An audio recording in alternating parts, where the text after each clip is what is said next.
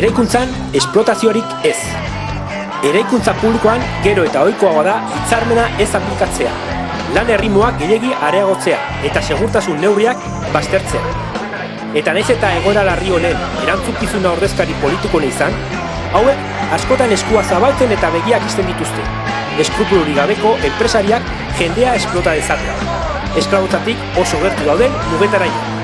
Hau gelditu beharra dago, eta horregatik, ELA legegintzako herri ekimen honen bitartez, Eusko Legebiltzarrean aurkeztutako proposamena babestea eskatzen dugu.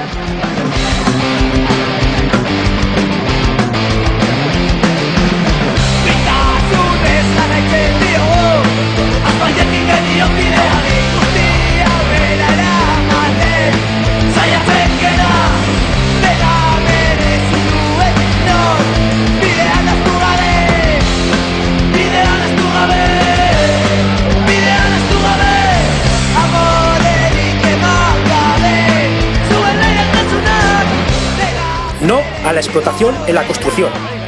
Cada día es más habitual en la construcción el impago de salarios del convenio colectivo, los incrementos exagerados en los ritmos de trabajo y las funestas reducciones de las medidas de seguridad y salud laboral. Para más inmoralidad, esta práctica adquiere especial relevancia y gravedad en las obras públicas.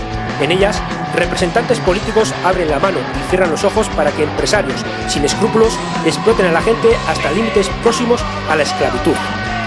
Esto no se puede permitir. Por ello, desde ELA os pedimos que apoyéis con vuestra firma esta iniciativa legislativa popular presentada por ELA en el Parlamento. No al esclavismo en la construcción. Esplotaziorik ez. No a las jornadas abusivas e ilegales. Más empleo, más seguridad. Eraikuntzan hitzarmena errespetatu.